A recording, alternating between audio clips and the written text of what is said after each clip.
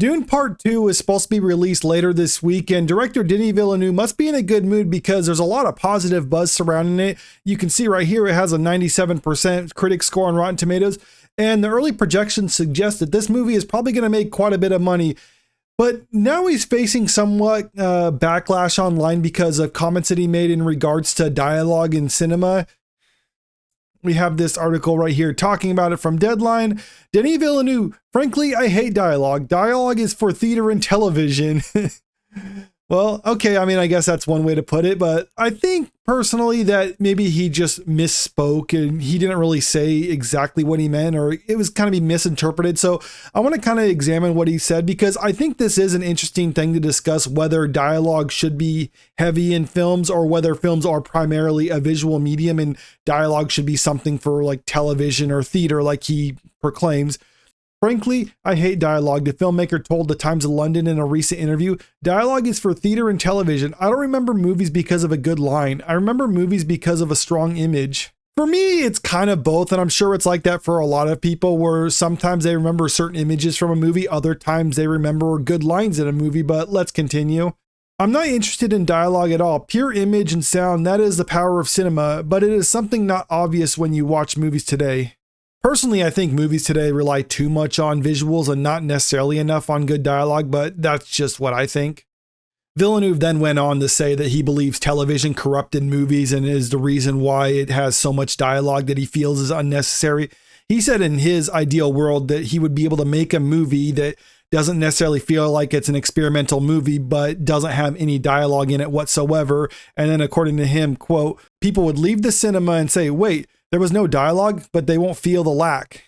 I can kind of understand what he's saying here, where he wants to be able to do something and wants to be able to tell the stories how he wants to tell them and not feel like he has to do certain things because that's just what they do in movies. Like if he wants to tell a movie that doesn't have any dialogue, he should be able to do that, but it doesn't feel like it's done that way to be gimmicky or something like that. It's done that way just because that's the story that he wants to tell. Other movies will do this every once in a while, but usually it does get kind of attention, but some movies kind of get away with it. Movies that kind of do this where it gets attention are movies like 1917, where it's like this is told through the one take, so to speak, even though it's obviously not done with one take. But it does kind of help tell the story when you can see everything unfold in real time. Then there's other movies that do something that could almost be experimental, like a movie that doesn't have any score or background music to it, like No Country for Old Men. I think that pulled it off really well because it's not until after you watch the movie and then think about it, it's like, wait a minute, there wasn't any music throughout the whole movie. And that's kind of what I think Denis Villeneuve is trying to go for, where he wants to be able to tell a story without any dialogue whatsoever, and people don't notice it because they're just so captivated by the imagery. And there are some movies that do that, but yeah, it is kind of gimmicky though, and I can see why he wants to get away from that. But he's getting a lot of pushback. And there's this old video that's kind of resurfacing now of Ethan Hawke doing a talk where he basically goes into the visuals versus the performance of cinema. And he, obviously coming from an actor's perspective, believes dialogue and performances are more important than a lot of the visual elements to movies. Here's that clip of him that's going around on TikTok where he's talking about this. Can I tell you one thing that drives me crazy? Is every film school that you go to, they always teach cinematography. And they say this, it's a visual medium. It is a visual medium. But if you think about the history of cinema and how many great film directors were cinematographers, not very many, actually. If you think about in the history of cinema, how many great filmmakers are, now this is going to sound self-aggrandizing, I don't mean it, it's going to get a laugh. Yeah, I really mean this.